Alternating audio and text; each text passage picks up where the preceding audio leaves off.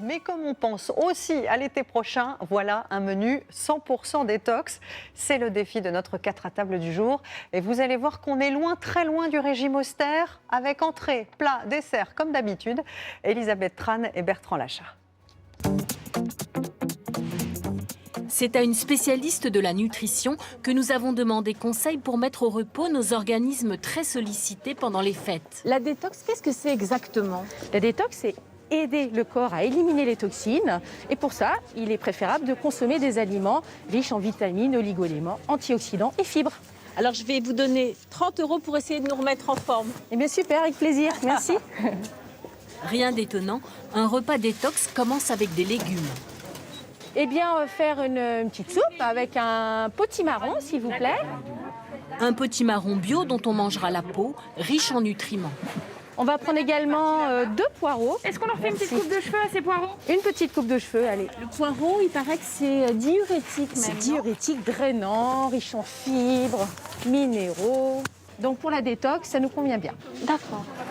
Nous prenons aussi 2 carottes, elles donnent bonne mine, 2 pommes de terre, 2 oignons, une tête d'ail et pour le dessert, On va vous prendre 4 belles oranges, s'il vous plaît. ainsi qu'un petit bouquet de menthe. Merci. Ça donne un peu de verre. Ouais, on a un cajot bien coloré là. Du coup, on est à un total de 15,72 €. Superbe. Qu'est-ce qu'on fait maintenant? Eh bien, il faut un peu de protéines animales et on va prendre du poulet chez le volailler. Bonjour. Bonjour. Le blanc de volaille est une viande maigre et assez raisonnable. Un peu plus de 400 grammes d'aiguillettes de poulet pour moins de 10 €. Il ne reste qu'à choisir quelques épices achetées à l'unité, un bâton de cannelle, une noix de muscade, un morceau de gingembre et une brique de lait de coco allégé. 4,36 €, s'il vous plaît. Alors il nous reste combien? 50, 70, 74 centimes. Vous en êtes bien sortis. Bah, c'est parfait. Au fourneau, En cuisine. en cuisine.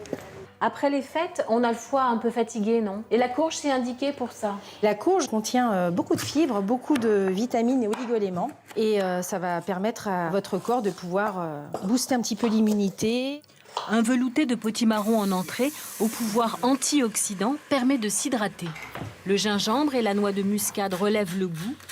Seul féculent du repas, la pomme de terre donne de la consistance. Mixé, c'est prêt.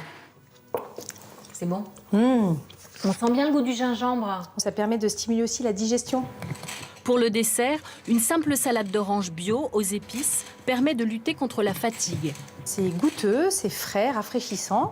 Ça va nous apporter de la vitamine C pour booster notre immunité. On n'est pas obligé de rajouter du sucre parce que ces oranges qui sont de saison eh bien, sont suffisamment sucrées. Avec le zeste d'orange et puis la cannelle, ça donne un petit goût sympathique et un peu dynamisant. Donc c'est intéressant pour nous, sur tous les plans.